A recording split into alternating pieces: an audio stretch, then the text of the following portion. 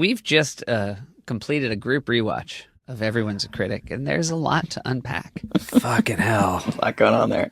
A lot of laughs. I laughed way more than I was expecting rewatching that. I'd forgotten a lot of things. That's the second time I watched it today, and I laughed a lot. I mean, I laughed more watching you guys rewatch it probably for the first time in 15 years. Yeah. I was surprised. It had a lot of surprises for me. It took its time. One of the most surprising things is length. It might be one of the longest digital shorts. Yeah, the beginning It's got a is- nice leisurely pace that I didn't mind. Yeah, not rushing it. Almost 4 minutes long. I was impressed at the length at the top. It was really taking its sweet time in a very leisurely way. And Do you remember what gave you the idea? Because it seems like it's a bunch of ideas at once. I think maybe, correct me if I'm wrong, gentlemen, I had a note written down in my ideas notes that was just, may I paint you? Yeah. based on Titanic? Was it? Yeah, like the Titanic moment, but being, we were already friendly with Rudd and knowing that he had done all that Stella stuff and would like that tone. And being like, that's a good start for something, is me going into his dressing room and being like, may I paint you? And then cutting to the Titanic shot. And then that was all we had. And I think then we just started pitching on weird things that could happen with it, and it evolved. That sounds right. Yeah. I can't remember when that song was developed, because after you guys started painting each other, then to get in the mood of painting, you put on a song. Andy puts it on first. It had to be before we shot. It was. We knew we were going to do it. Yeah. But I feel like that was a type of singing. I'm going to give you the most credit for it, Yorm. Yeah. And then I would join in with you. But I think it's a type of singing you had been doing for a long time. Oh, the type of singing, yes. I believe, Keeve and Yorm, that we maybe wrote into the script, it's like a terrible song. And then we shot it. Because my recollection now is when I first saw the first edit was the first time I heard what you guys had made and laughing so hard. I think that's how I remember it happening too. Yeah. I think you recorded it after we shot. Yeah. As a fun thing for Andy to hear. The moment when he's painting me and he says, how about some music? And he turns it on and I go, oh, I love this song. Thinking that maybe now we didn't know what the music was going to be, it does make sense that our plan was that it would be a different song, the way I say it. It definitely does. I'm sure it was going to be. But instead, it's me saying, oh, I love this song about the same song that I just told him was me singing is so crazy. Yeah. And I like it a lot. But it's also that you guys are so committed to playing this very straight, too. Like, it feels so sort of supple. Yeah. Your acting feels Oh, yeah, it's a very supple piece. It's very supple. That might have been the only way. It would have been very hard to keep a straight face if that music had been playing for your very grounded performance. So right now, we think there might be a lost fourth beat. We have sent Kevin Miller to the files. I thought maybe it was a news report or something, but it just didn't.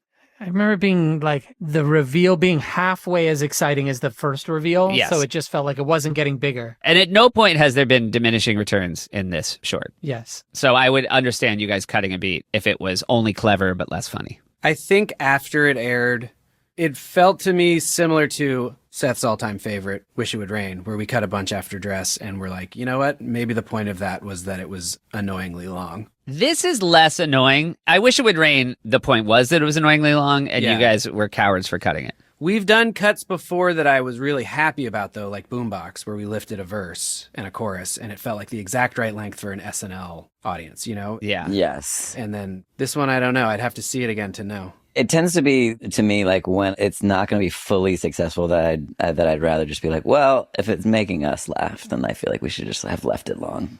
Now, though, let's not forget, it was a hot show. There was a lot in it. Right. And so there was also probably, you were doing a courtesy to the rest of your colleagues for making a cut. Yeah.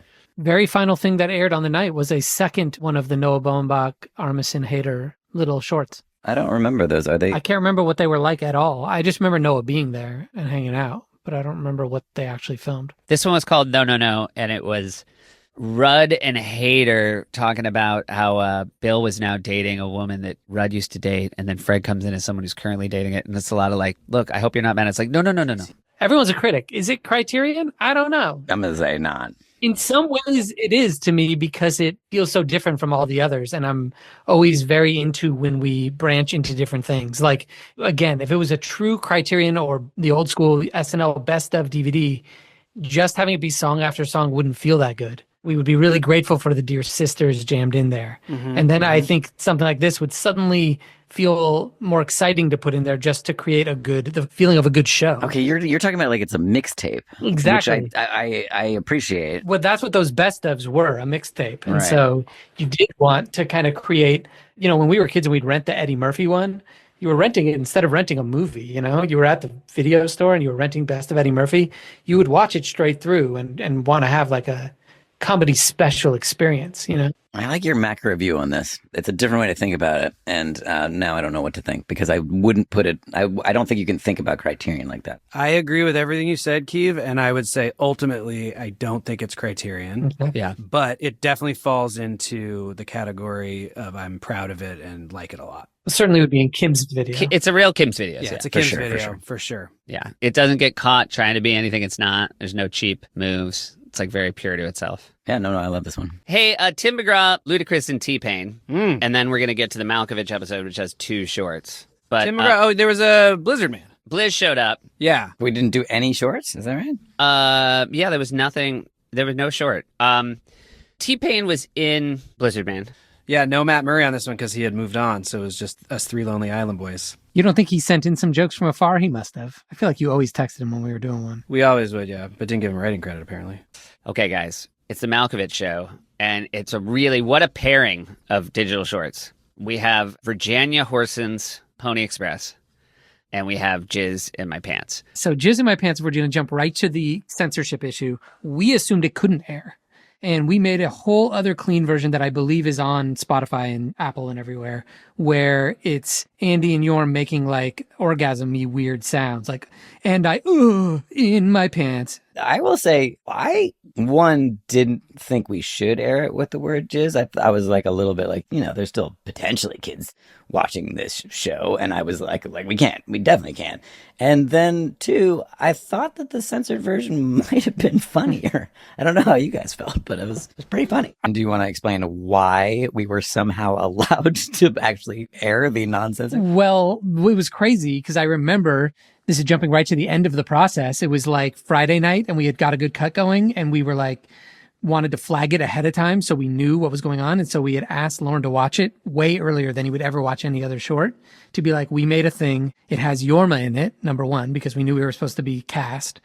And we did it with our label. So it cost money, but not to SNL, which was also new. And it looks great. Had not spent 1 penny. It was record label money. So we had not had to ask permission to have it be Yorm and Andy. We had just made it and it was going to come out the way music videos come out with or without SNL. But of course we wanted it to air on SNL. And so we just presented it to Lauren, like, look at this polished, cool new thing we made that has Justin Timberlake in a cameo as well, by the way.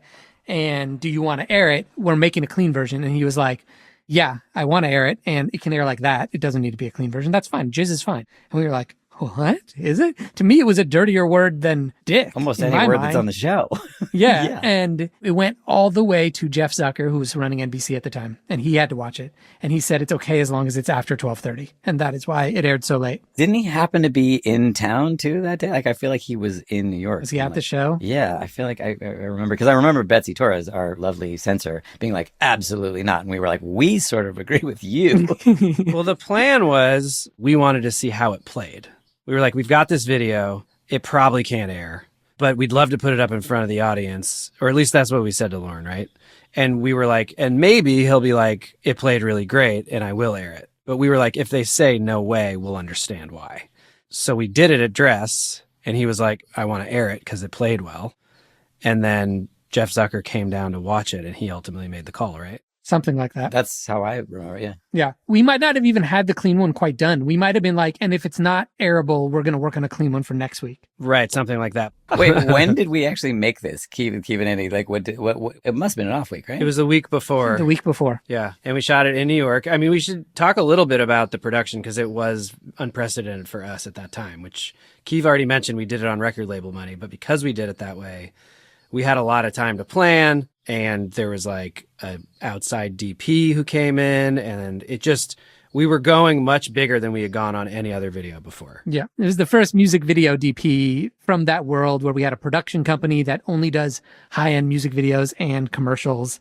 And I had done those We Are Scientists music videos and the Eagles of Death Metal one. So I had been in that world before. Yes. It was not the first time knowing how that operates, but it's just getting an entire crew. It was like having the crew of SNL, but they're all just to make your short, as opposed to us operating on the fringes of something. Everyone just showed up to a job, and the job was make this music video. So the focus we got out of everybody was incredible. And they're used to operating and doing things and trying to make them as, MTV ready as possible. So their default mode was a very cool mode. Yes. And it felt great to be in it. We had these, I don't know what you'd call them, but music video producers that were used to having to deal with big rock stars and having to throw things together. These guys, was it Jonathan Leah and Robert Smythe, right? Yeah, Rob, who we still work with a lot. Who did a lot of our other videos later. But I remember them having like 10 grand in hundreds in their pocket, because that's how you get things greased. Can we watch it all together? And Keith, maybe you stop and start as we go? Yep. Sure. I don't know. Did any of you guys rewatch it? I didn't. No. I rewatched it, and let me just say, because this is not a visual medium, Andy and Yorm both look handsome. Yorm, correct me if I'm wrong. I believe I was in there and I wrote the first verse and chorus, and then I was like, Keith was not there that day for some reason, and I was like, hey, come in here. No, we definitely were writing together, like verses, because I remember we like split apart and wrote our verses separately at the same time, because also we had made some other fucking early Lonely Island song where I had been doing a British version, because I'm like, I spent some time in England, guys, I'm real Anglophile, and like, but I did something and we had liked that tone of the like sexy British guy who's talking about the like, and then we were both together writing in that style. I think I wrote the first verse and chorus and said, come in here. It's like that vibe we were doing. And then we wrote the rest of it. And you wrote your verse. And I remember being very happy. I remember coming in, and I think your first verse was basically done, Andy, and then Yorm's was maybe halfway, and then I started pitching on it and helped with jokes, and then helped with the whole everything after that, which was all the quick back and forths. We may have said this already, sort of thing, but we do tend to purposely write very visually and think of like locations as we're writing. So like all of those things were very purposely thought out, even in the like back half of the song of like, I'm over here now, I'm over here, like I'm in a movie, I'm in a car, I'm in a, like. And how quickly did you guys come up with the idea that basically each verse would get shorter due to the fact that the releases were coming? As it gets more and more premature? Yeah. I would assume something Keith brought up or we all just felt, because it's coming more and more each time. So you have to up the ante a little bit and not waste people's time. As a rule is what we try. Yeah. The dumber the joke, the faster you tell it. This is a real rule of thumb. I don't know if I always agree with that. Huh? Sometimes the dumbest joke you really want to luxuriate in. You want to, yeah, either that or just like zit in it. I do not like my hair in it. I'll just say that. I remember when we were shooting this, it was all on really heavy dolly because we couldn't afford Steadicam, even with it being the bigger thing, and me being worried that the camera work was too still and locked off. And it was always moving, but I was like, oh my God, there's not going to be energy in the video, because we were so used to Lazy Sunday style where I would go handheld and shake it a lot to get video to it, or fast snap zooms, or Steadicam fast stuff would have been what I would thought we would have done. And so when I did get in editing, that's why it's so choppy in the editing, and I'm adding that was out of trying to put energy back in the footage. Yeah, man. But you do a lot of it. Right out of the gate, it has crazy energy, and a lot of it is manufactured in edit. Yeah. Exactly. Keith, did we do that with a dolly? That shot? Because I remember shooting it super fast. But like, is that a dolly or is that steady? I think we maybe had steady some of the time. Okay. Maybe not all. Well, we're just fast forwarding. No, I think we're just dollying and just rolling on a supermarket floor. And then I do remember that Andy, I think you wrote the line, one more thing, I'm going to pay by check. Which I think is like probably the funniest part of my verse. I also, kudos to us on making an actual plan here with this whip pan. Yep. Where it goes off Andy to Andy in bed. Cuts to another later Andy. I think saying us is generous. We did a great job. I had not seen that in a long time, and I have no notes. No notes. That's really great. Good job to us. Virginia Horson, who came up with that name? I think that was all Like Keith. Kiva. I think it was me. Yeah, the first one was mostly me, and then everyone helped me. And then this one, I think, did Jost come up with Pony Express and then kind of do it with us, Yorm? We edited a lot together, and occasionally we would do it in different rooms and then join sessions. This feels like a ton of my style of animation, but you may have done some of it. I think we were just dividing it and doing it. The thing you missed out on, Andy, is a 5-minute voice note from Rob Klein about the sketch Lamps. Oh, classic. What's your take on Lamps? Super underrated, obviously. I'm guessing by your tone you shat on it, because what else would you have done? I didn't. By the way, it was a deeply traumatic experience for Klein. Yeah, Klein was saying so much crazy stuff that I thought maybe he was doing a bit on the voice note. Because I had no memory. I didn't remember that it was a sketch that was derided at the show for months to come. Do you remember it that way? No, I just have memories that it aired and was a nice little confection and came and went. And that I was happy about it. And that we would always joke about how we were going to make the Lamps movie. It was getting shat on in the writer's room. Is that what I'm to understand? Basically, Shoemaker told Klein, Lorne hates lamps. Oh. Yeah, it was more in that room. Why did he pick it? So he could hate it. You know, a lot of people sounding off in the comments this week saying we don't understand Lorne. Why would he pick something and then passive aggressively make Klein feel bad all week? It didn't make sense. We also looked at the rundown and there were 8 things cut. Oh, that's why. Between dress and air. Yeah. But does that mean it was that there were 8 things worse than lamps and he was stuck with it? Clearly. That we didn't understand why. Maybe Hugh Laurie liked it. Maybe Hugh Laurie was Team Lamps. I remember thinking it was very light and fun. Doogie Howser. Now, did you guys rewatch this? Because I did not have time. I'll just say that I know it's ridiculous, but this is one of my favorite shorts. I liked it a lot rewatching. Yeah, I think it's really good. It's very sweet. Yeah. It's sweet. It's got a couple of yucks. It's got a good vibe. It's very well shot and cut, and it all just kind of flows and is nice. All right. So do you guys remember how you came up with it? I have, and you guys can correct me, but I believe it was almost like Young Chuck Norris, which was that there was a different sketch at the table and he played a little bit of it and the sketch did not work out. But we were like, whoa, he really can play it. Everyone in the world will be tickled to know that Neil Patrick Harris can play the Doogie Howser theme on a keyboard. I didn't realize he was actually playing it. Yeah. His fingers are doing the right thing. That's why I remember when we were shooting it, me being like, make sure the camera's high enough to see his fingers on every shot when we can to try to show off like he's doing it.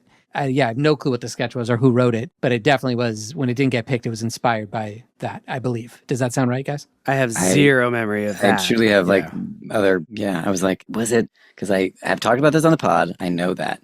But that short that we saw, that was just a musical short.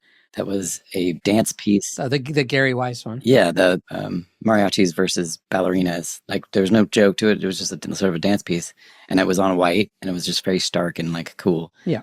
We also had a lot of long conversations, I don't know how long they were, but with Lorne at dinners, where we talk about the old shorts and how they didn't seem to feel the responsibility to be funny all the time. Yeah. Right. And he would talk about, well, it's a variety show. You know, the musical guest isn't funny. And he'd go, there is room. And back, I think in early days, people didn't feel the onus to deliver laughs on every second. Then they could just do interesting stuff.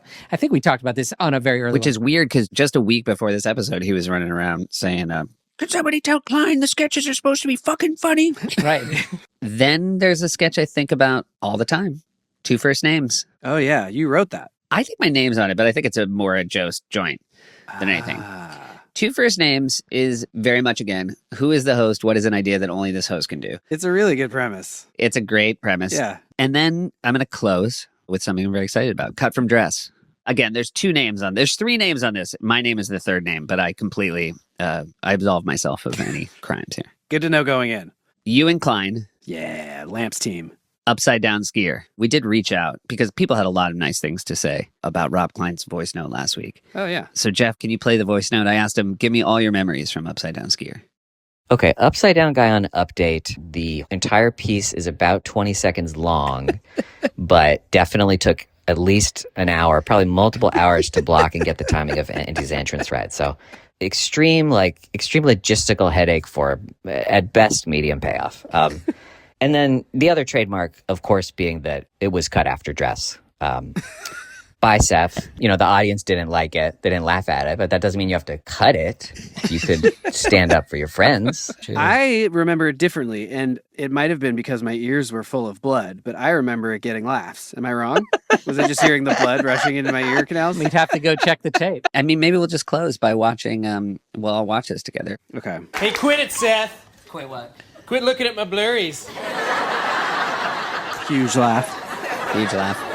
You know how sometimes you'll be sitting in a ski lift and then you fall out of it for no reason and it snags your pants, your long underwear, and your tighty whities, and then your butt and wiener are hanging out for the whole world to see? Why was that cut? That is maybe the issue. That should not have been cut. That should No, not have it was been cut great. at all. The audience loved it, and it was short and sweet and just made this show have like pop. I agree. Sethly, I'll let you know, I just watched the latest cut of The Naked Gun, and it's just fantastic. It's a real fun time. Chock full of bits and plenty to make you laugh very hard and feel happy about life. I'm very excited. It is so funny when you watch the teaser and you realize just the rhythm of these jokes is something you haven't seen in so long. Yeah, it's very enjoyable. Nice to just have it be a thing that is trying to make you laugh the whole time. Steve Martin comes back. This is his first time hosting since Surf Meeting. And Keeve, Liz just jumped on right before we started recording, and she asked a very good question. Did Steve Martin joke about Surf Meeting when he came back to do the show for the first time after Surf Meeting? I think it was too soon. I think it was way too It soon. had only been like 3 years. Yeah, I think it was too fresh. We were hoping he forgot, and we didn't want to bring it up. Yeah, Right. I mean, we were saying maybe Lauren had to work him for like 3 years and be like, to convince him they're better now.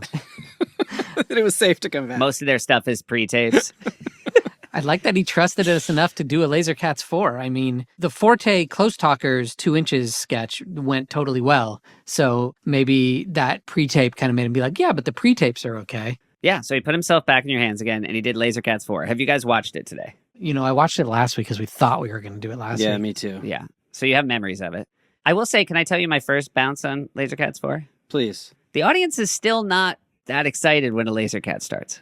They were actually less. I wouldn't be surprised if we would go look at all 7 Laser Cats opens, and this was the most tepid response to it starting. Is that fair to say, Andy? If you were just going to guess? No one cared at all that it had returned, but then it did have good laughs, I thought, in it. Yeah, but I was expecting, usually when it starts, there's some kids in the audience who are like, hey, yeah, one of these. Yeah, This I one remember, was yeah. like nothing, and I was surprised. Yeah. It also maybe would it be worth to like watching the whole show. It just might have been like a chill air audience. But it is weird. Like even when it ends, there's maybe only like 2 people clap. Well, we're jumping ahead, but Steve Martin asking Lauren if he got that it was King Lear, I thought was a funny joke. Yes. I believe that was his, correct? Well, yeah, he's Steve It Martin, does sound like something he would pitch. one of the greatest comedians of all time. So sure, yeah, he had a Yeah. good pitch. Should we rewatch it to remember? Because we watched it a week ago, just to remember all the details. Yeah. Let's do an old-fashioned stop and pause. Yeah, let's do a live Okay. watch. Yeah, let's do it. I agree. You know what I will say? I like Lauren's performance up top here. I like his little look he gives after the amateur hour line. And I also like him saying, Steve, whatever you want, because it feels very real. There was not, obviously at this point, everyone knows a Laser Cat is coming. And yet there did not seem to be a gasp Yeah, of, let's go back and listen for it. I won't talk over okay, it. this Ready? is an audience hearing they're going to see a Laser Cat. Lizard cats. Laser cats. Laser cats. No, it gets like eight people laugh. Yeah, okay. Yeah. Now we're off and running, though. That was a executive produced by Steve Martin shoved in there, and that Yeah. gets these are tepid laughs. It's a laugh, but that's a laugh. That's a solid laugh. It's a solid laugh. You're The right. volume's too low. Not a lot of laughs, but it is a very well executed sequence, and I like watching it. All right. I will say it's a very well-crafted Laser Cats, plot-wise. It doesn't bring the house down, but it's got a lot of nice moves. I ran into Steve Martin again last night, and I said, we really do want you to come on the pod and talk about Surf Meeting. Whoa. And he said he would happily do it. He doesn't know Whoa. when it'll happen. You know, he's in the middle of shooting Murders, Right. season 5. Right. But I think he needs the Quaid Army to bear witness to what we did to him.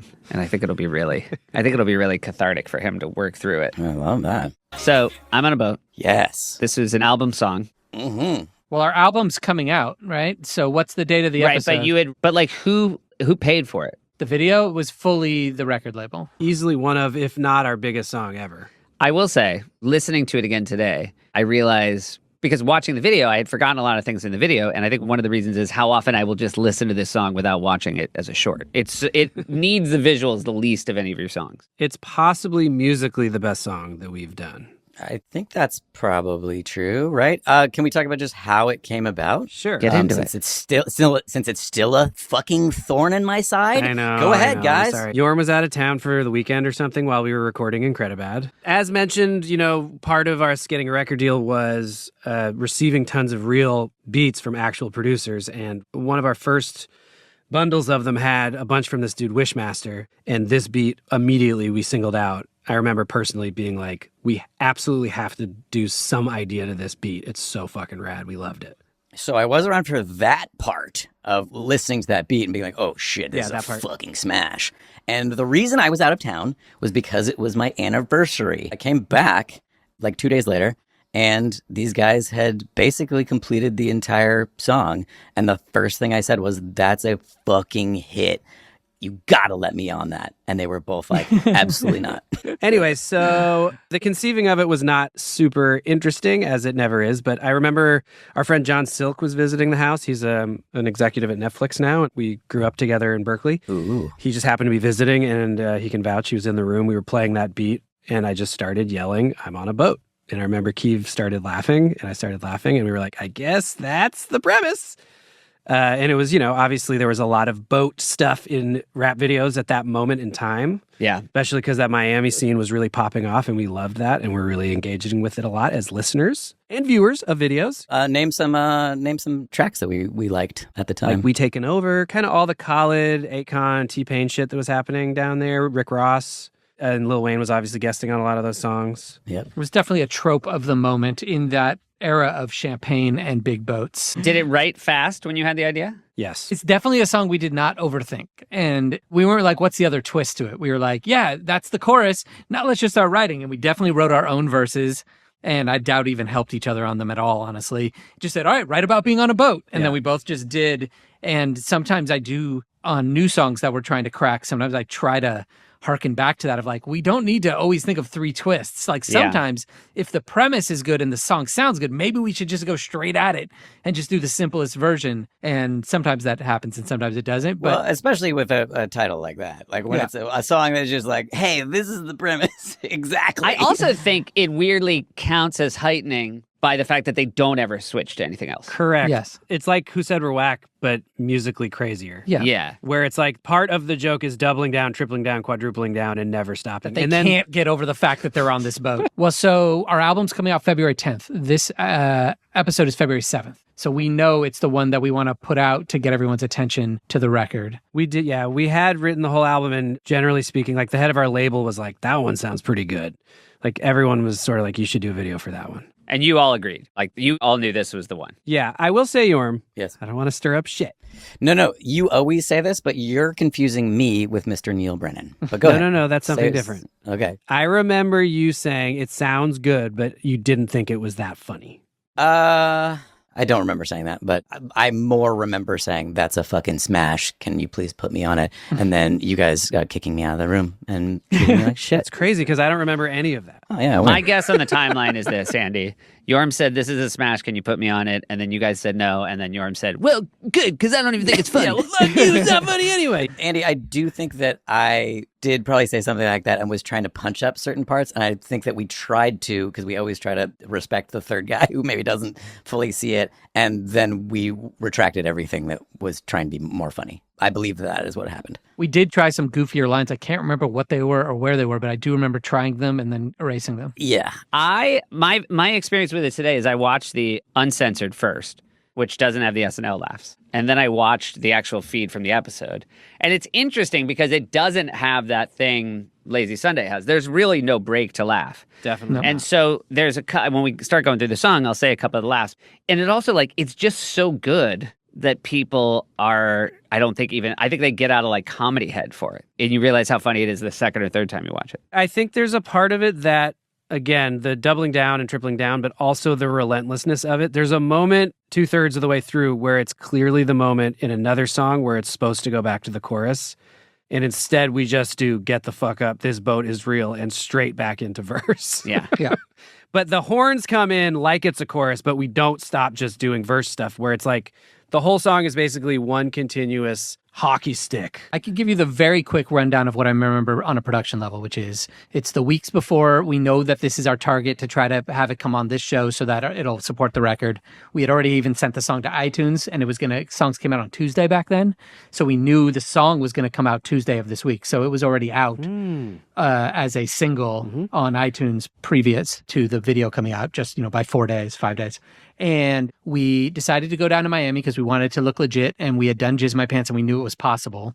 We had planned a 2-day shoot and T-Pain had confirmed and we were very excited. And then days before, he was on tour with Lil Wayne and they were in Canada and they got snowed in. And they were afraid that if he came to our shoot, he would not be able to fly back to Canada and that he'd get fined a ton for missing a night of the tour. And so we were down in Miami. We went for an extra few days because we were going to shoot MTV bumpers as well, because we're on a label and they're setting up cool promo stuff. So we went down to Miami and we're going to have 5 days in Miami, even though the shoot was only going to be 2. So we could do MTV promos, which we had devised with some other guys that did a great job. It became a 1-day shoot, maybe a day before the shoot. So we had to collapse a 2-day shoot into a single-day shoot right before shooting. We had like a really skeletal second unit kind of second day, like which I think we had like 3 hours on, but it was like real fucking bare bones. Like maybe the camera was just still with us, but it was and like one way we achieved it is that the 1 day became like a 16-hour day, like an insane day. It was insanely long. And we had 2 cameras, which we weren't going to have. Music videos would almost never need 2 cameras because you're always looking at the camera. So you can't have, not like a movie set where you're Right. So there's no need for a second camera, but 2 cameras allowed us to break apart and be shooting, let's say, Andy's single on the boat, talking about, with the mission accomplished sign, let's say, at the exact same time as Yorma making copies. I remember feeling like that when it played at air too, of just like, even though, because I did feel like it had sort of stunned the audience a little bit. And so there maybe wasn't the laughter necessarily, but it felt like it was like, oh shit, I think that this is going to really hit in a different way. I mean, it's always crazy to see it play live, but that one in particular was like, oh shit. But if you want to jump to that night, to what Seth was talking about and what you're talking about, I remember feeling disappointed. Keith, Go ahead. Do you want to talk about the footage situation? I mean, we can talk about it for a second. I don't know how interesting it is, but yeah. So one of the crazy things along the journey of the video was the DP Yeah, our DP made the choice. Yeah. Who we used again. What did we use Aaron Platt? It was Aaron Platt. And we used him again on something more recent. And you know what he did? When we did a reshoot on Popstar, when we were getting additional stuff for videos, he shot like the Emma Stone music video in Popstar, right? Nice guy, fun dude. Yes. And could really shoot. Keeve specifically, I believe, had asked him to make it feel really frenetic and crazy. Yes. And he was doing this trick while he was shooting footage where he was popping the lens in and out. Which is great. He was popping it off of the camera. Yes. So I just have this vivid memory, Keeve, correct me if you feel this is different, of going in there the first day of looking at the footage. We shot it on an off week. And then top of the week of SNL, we started cutting at 30 Rock. And going in and Keeve looking through the footage and being like, we can't make the video. It's all just fucking flares. There's no fucking footage. I don't have a take of the jokes, of the lines. I can't see anyone's face when we're saying the fucking lines. Like, super in a spiral. Yeah. And I remember being like, looking at it with you, be like, okay, calm down. I'm sure it's fine. And then looking with you and being like, oh shit. There's not a lot of options here.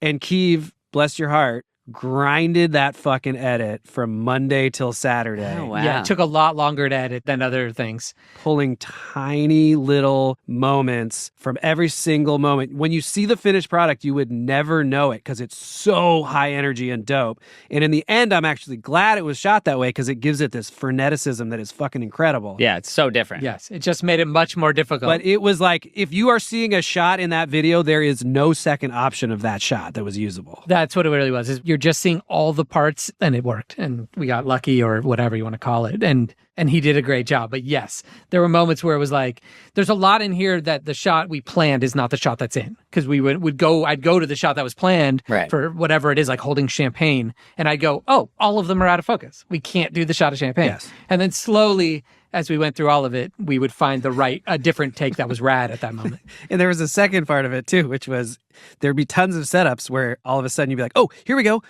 it's clear, we can see. And then the boat would rock and one of us would fall super hard. All right, so then let's go to it airing at the show. Yeah. All right, so it airs. It airs. Changes the game. I don't know what I expected from that audience, because it is all the things you said, loud and frenetic, and like there aren't laugh spots. It's barely jokes, to Yorm's credit for saying it's conceptual a joke, the whole thing, as opposed to there aren't laugh moments.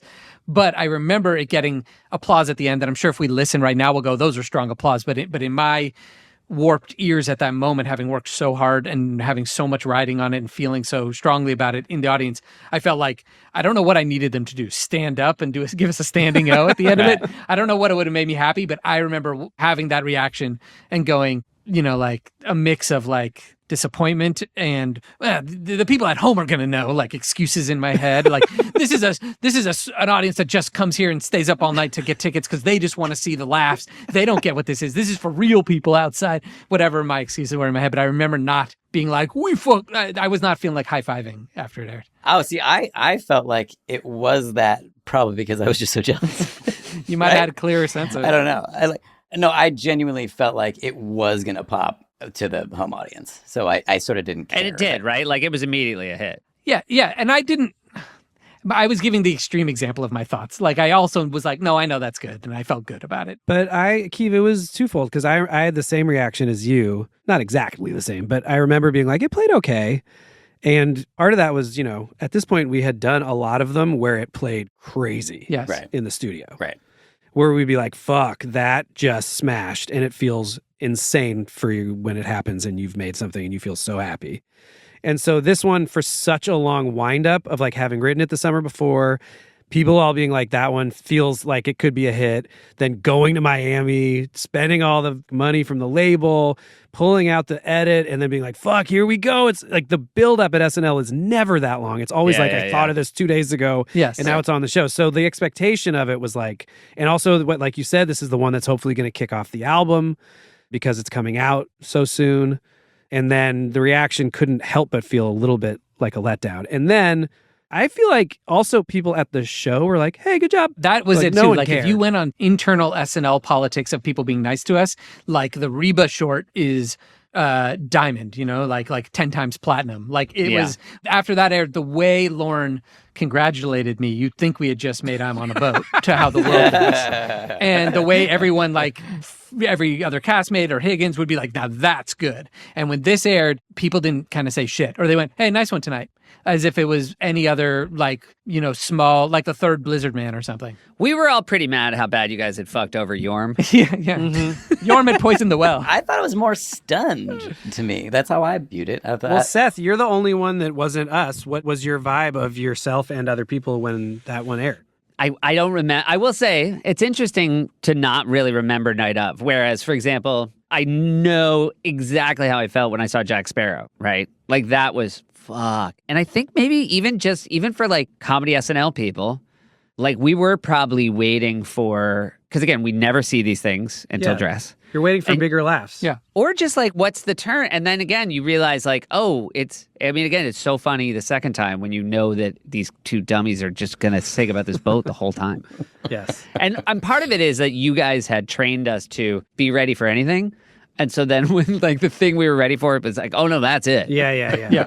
Totally fair. I mean, I don't think any of us thought it was our funniest song. And I will also say, in a way, we didn't even realize that it was more broad than we understood, which is a mistake we always make as viewers, where I'll see something and I'll be like, that was whatever. And then it explodes because normies are like, I understand it like this. You know what I mean? Like we were people not who go on boats. It was also for them. It wasn't just making fun of them. It was also for them. I am joined by two luminaries who are going to help us select the Criterion collection of the first 34 shorts we have covered on the podcast. We are joined by Mike Schur and Jake Tapper. Hello, gentlemen. So Mike and I met, and I do want to establish, because I think the history of SNL is a big part of this podcast. Mm-hmm. Mike and I are dear friends, but you were more than a friend when I started the show. You were, I feel like, my first, and I think to succeed at SNL, you need many of these. You were my first life raft. As I was struggling at that place, I could always come to your room. You were running Weekend Update at the time, so you were a man with a far bigger job than I had. And I would come to your room and I would pitch you dumb ideas, and we would often write them up. And a lot of them went to dress before getting cut.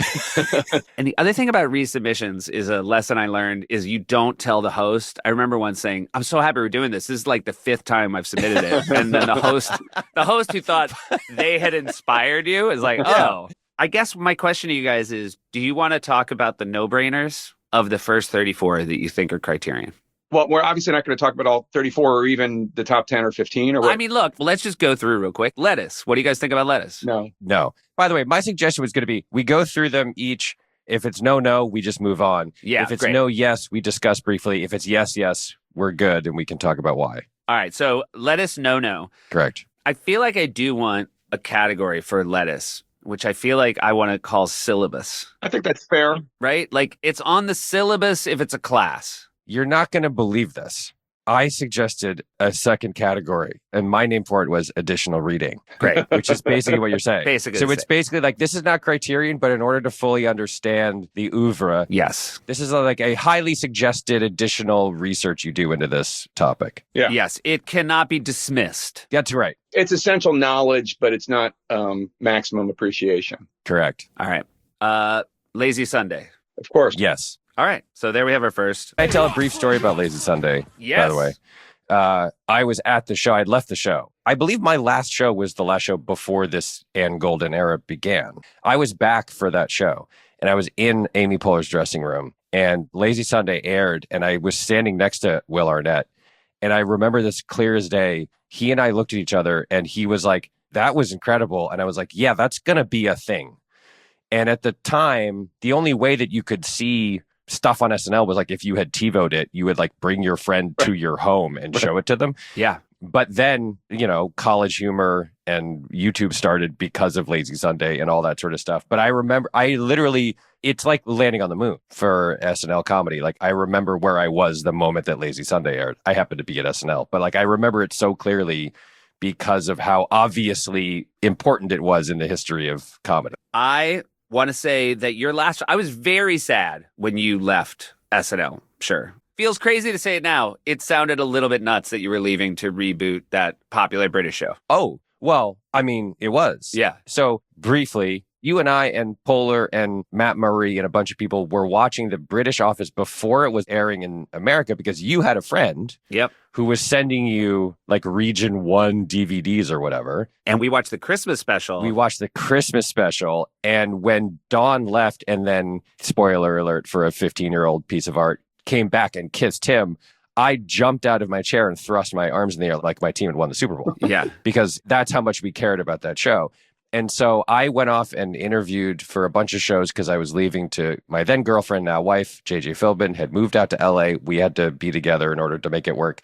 So I interviewed on a bunch of shows, had an interview at the office and was like, I don't think this is a good idea at all. I think this is a terrible idea. I didn't say that. But Greg Daniels, who was adapting it, was so smart and interesting. It was pretty clear to me that like he was the guy that I should work for. So I was just like, this is going to be a disaster, but if he offers me a job, I'm going to take it. And then it was the greatest decision of my life. Young Chuck Norris. No. No, but I do like it a lot. But no. You took your time. It was really intense. I thought your internet had gone out. I would also say not necessarily syllabus either. No. There's another category. Okay. Kim's videos. Ooh, like cool underground. Yeah, like alt. Kim's Videos was a video store in New York that like the cinephiles would go to. And the people who worked there were sort of like the Jack Black for music and high fidelity, right? Like, Right. This is the one. You want to watch young Chuck Norris. The Tangent. Kim's Videos. I don't even think it's Kim's Video. No, I do. I'm going to make an argument. I actually think it's additional reading. I think it's syllabus. Interesting. The simple reason is that, first of all, a heroically great performance from Fred. Yeah. And everyone who knew Fred was like, oh my God, right. I think it presages a lot of Fred's other characters, a lot That's of true. stuff he did on Update. I felt like they were the first people to figure out how to do it. It's a great performance by Hader as the like executive. Yeah. But also the way it like zips through time. I remember thinking, oh, this is a live action Saturday TV Fun Nights. Yeah. Like they were tapping into the same energy that Smigel tapped into. It's not Criterion by any stretch, but I would actually argue if I were teaching this class, I would say like, no, you need to watch this early juvenilia in order to truly understand what the Lonely Island accomplished. That's my argument. All right. I think that's probably one of the nicer things anybody's ever said about the Tangent. Close talkers. No. Yeah. And I say that reluctantly because, and I'm sure everybody here is great admirer of Steve Martin and everything he's meant, but I mean, if there was anything we proved that episode is that Steve Martin can be written for so poorly that it doesn't work. That it ruined Steve Martin. Not ruin Steve Martin. It's just he can't save it. I want to say, though, and this is an important disclaimer. I don't know, Jake, if you want to say something along these same lines. It goes without saying. And Jake sort of made reference to this by how closely and intensely we listen to this podcast. I love everything that these three ding-dongs have done in their lives. 100%. 100%. I love every single thing. I have made this argument to their faces. I believe that The Lonely Island is arguably the most important like comedy collective that has ever been at SNL. If you take away like Lauren and maybe Jim Downey, I think they are geniuses, and I devour everything they make. So when we say no, not Criterion, not Kim's Videos, not additional reading, that is not an indictment of the piece. It's merely a reflection of how much we revere the things that are Criterion. Natalie's rap. Yes. Yes. Yeah. Again, we talked about it on that episode. Completely created a whole new thing. Yeah. You're in it too, Seth. I mean, we should know. I am in it. You have a lyric. I have that golden touch. Let me say a couple things about Natalie's rap that I think put it over the top. Obviously, like proving that for the first time, the host can also explode out of one of these digital shorts. That was the first one of those where like it was like, oh my God, that's the host. That's not Parnell or Sandberg. That's the host. Yeah. Now getting this boost. And I think that probably more than Lazy Sunday, Natalie's rap is probably responsible for the run that they had because the hosts were now coming in going like, do for me what you did for her, Generally a bad idea when you're talking about someone as talented as Natalie Portman to be like, I could do that too. Yeah. But the other thing I will say is when I was running Update, Parnell used to do those raps that were like the Lazy Sundays. He would come on as himself and talk about the host, and then he would perform a rap. I always really liked them and thought that he was like a better rapper than he ought to have been given his personality profile as like the everyman suburban dad guy. But also he's a SNL cast member. So it was like, of course that SNL cast members have things like that in their bag. I didn't think that any host could do what she did in Natalie's rap. That's like a 1 in a million that you can like take over a digital short or a sketch like that and perform at that level. And I think it was like a eye-opening thing for the show, not just for Lonely Island, but for the whole show. It was like, if you tap into what these people are really talented at, they can like be a rocket ship and take the show to another level. That's why I think it's Criterion. Doppelganger. No. Kim's Videos. No. I don't think so. Laser Cats. I think Laser Cats is Criterion. Really? I do. I do not. I believe it's Kim's Videos or additional reading, whichever one you want, but I do not believe it's Criterion. Now, we're going to get to at least 2 more. Do you believe any Laser Cats? I stick with just number 1. All right. My Testicles. No. Correct. Peyote. No. Correct. Andy Walking. No. Cubicle Fight. I would say additional reading. No. Yeah. I like it though. And Dan Cook's good in it. He is good in it. Harpoon Man. I would put Harpoon Man in Kim's Videos. So that's actually a cold run for our geniuses, insofar as they were not churning out Criterion. But then, of course, Dick in the Box. Yep. Yes. Of course. Dick in the Box holds, based on the 3,072 votes we had, the most yeses. Body Fusion. No. I mean, I appreciate it, but no. I would say Kim's Videos. Yeah, that's fair. That's a classic Kim's Video. Andy popping into frame. No. Business Meeting. No, but you know that I love, this is maybe the greatest classic Too Many of the Lonely Island. Yeah, you love it too many. I love it Too Many. And this was a excellent one with an excellent ending, I should add, too. The building being destroyed, but no. United Way ad. This was a hard one. What did you say, Jake? No. I ultimately said no, but I love this sketch so much. I think it has a unique on its own. I think it's ESPN Classic. Oh, new category. ESPN Classic. ESPN Classic. All right. And it just goes ESPN Classic comedy. So this is just because you're a sports fan and you're kind of like putting it aside in a special. I just think for sports comedy, it's as high as you get. You wrote it, right, Seth? I did, yes. So the thing that I want to give you props for specifically is when athletes host, you and I loved it. People like us love it who are huge sports fans. Yeah. And they're usually like good in a clumsy way. Yeah. Because they're not scared about the crowd or the live TV aspect because they perform live all the time. But they're usually not like excellent comedians. I think this is the best performance in a sketch ever given by an athlete that I can think of. It's unreal. It's incredible. It's unreal. And granted, he's literally playing himself and he's playing football. But the only things that come close to me are Tom Brady in the sexual harassment video, which is a very specific kind of, you don't have to act in this thing. Jeter in the Derek Jeter sucks, no I don't. Thank you. Back and forth that you wrote. And you, I believe. I think we wrote together, Yeah. But I think this is the best athlete acting ever. Dear Sister. Yes. I agree. I'm not going to tell you much about the voters, but I will tell you they do too. I agree. It's an obvious one, honestly. Roy Rules. Roy Rules, I say no. No, because You hate Roy. I know there are more than 100 of these. And, if there were 200, who knows, maybe Roy Rules would be in the top 40, but in the top 100, and it's 101 from a certain year. And I don't even know if you guys are adding the new ones from this season, but Yeah. I just don't think it's top 20, but it might be top 25. Syllabus? Kim's videos. Yeah, Yeah. I would agree to that. Oh, I ran so far. Yes. Yes. It's a classic. Classic. Brian Diaries. No. No, and I will say, You should probably recuse yourself. Yeah. I'm going to recuse? I thought Just because it's like Newsman v. Newsman. it's we not know how you Newsman guys. to Newsman. People getting punched right before eating. No, Kim's videos, though. Grandkids in the movies. no. No. Cute, not Criterion. The Mirror. I say yes. Hero Song. This was the hardest one for me. I understand why. Let me guess why. Okay. Because it is really good, but it could have been better. I wouldn't put it like that because Andy's my friend, but I don't think it could have been better. I think it hit the ceiling of what it is. I kind of agree. I think it's incredibly well executed, but its sum total is not quite at the level that you would need for Criterion in terms of like substance. It's just an incredibly well executed premise and idea.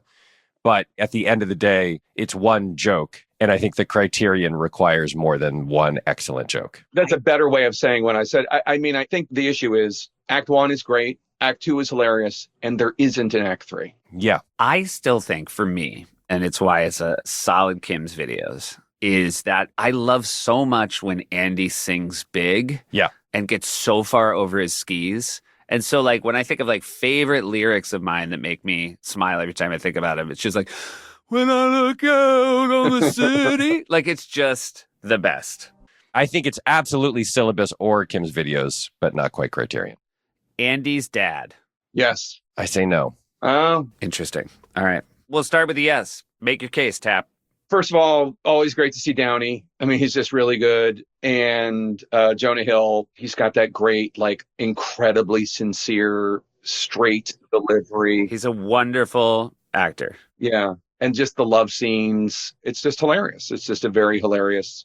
Although I will say, I don't think of the skit when I think of Jonah Hill, unlike Rihanna and Natalie Portman. Yep. But it's a consistent laugh. I agree with all that. I think Downey's incredible. If you could ever get Downey to do your sketch, it was like a home run every time. Yes. Because the guy's incredible. Laser Cats 3D. No. No. Daiquiri Girl. No. No. Best look in the world. No. No. A hardcore Kim's video for me. Excellent Kim's video. And the Japanese Office. No. I say no, but I do wonder, recusal wise, if Mr. Schur is bringing any of his office baggage with him. I will say, so when Steve hosted, was that the first time or second time he hosted? I don't remember now. Second.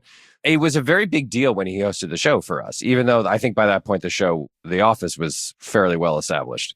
And it was a very big deal that he hosted. It was a big deal that Rain hosted. Like, I worked at SNL, but you still feel like SNL at some point, at some level, is an arbiter of what matters in the culture.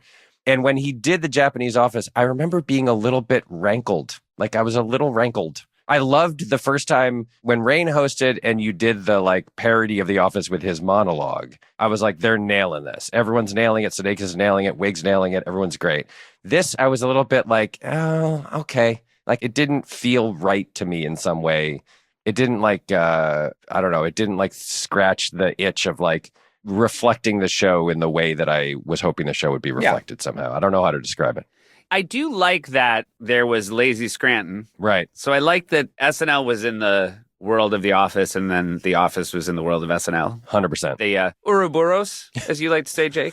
I find it was going back to milk a cow a second time, right? Yeah. I mean, if Rain had not done his Office homage with Sudeikis and Wig and all that, and then this was the first time that we saw that, maybe. I also just don't quite understand the premise of it because it's like they stole the show from me, but I stole it from the Japanese version. But then all the actors in the Japanese version are white people. It sort of didn't track to me somehow. And on the 34th one, we run into our first logic problem. We knew we'd get there eventually. All right. So just to go through, you guys said yes to Lazy Sunday, Natalie's Rap, Dick in a Box, you said yes. Yes on Dear Sister. Mm-hmm. A yes on I Ran So Far. A yes on The Mirror. You were a split on Laser Cats. Mm-hmm. A split on Andy's Dad. And I think that's basically where we are. I'm going to bring in our final guest, who is Alan Sepinwall, who is joining us now. Hello, Alan. My pleasure to be here. You've been Thank listening a little bit, and I just want to open the floor. Have these two made any terrible mistakes? I would agree. United Way it's a great sketch. It does not feel like a Lonely Island sketch. Very true. It's a Peyton Manning sketch. So that shouldn't be on there. So wait, did you guys not take any of the Laser We Cats? split. I was pro first Laser Cats. I was anti.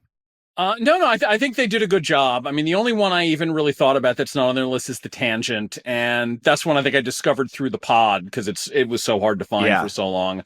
But I think that's probably more of a Kim's video anyway. I think that might be like in a, grad school program on Fred. Yeah. They maybe show you The Tangent. Yep. Yeah. Yes. That's a good call. It's like when you go and look at like the Mona Lisa or whatever, but then if you're a student who's studying at the Louvre, they'll be like, you should look at these early sketches of the Mona Lisa. And they're like, they're like pencil sketches where you can see the future genius, but it doesn't quite fully realized on the page. Yeah. You're like, at one point, this is Nick Fane, but it didn't start at Nick Fane. Yeah. Yeah. Yes. And if you're a Nick Fane fan, to understand Nick Fane, you have to go back and watch The Tangent. Yes, 100%. Yeah. Yeah, and like Andy doesn't have to be the central character in a short for it to be Criterion because he's not in Natalie's Rap. He just does a verse. But it has to in some way like have the sensibility of those guys in order, I think, to qualify. And I think that's why United Way isn't Criterion. Okay, we get it. All right, fucking the one I wrote isn't Criterion. Like, Jesus, back to it a third time. It's a great sketch, Yeah. Oh my God, great. Thanks. But Harpoon Man is, to be clear.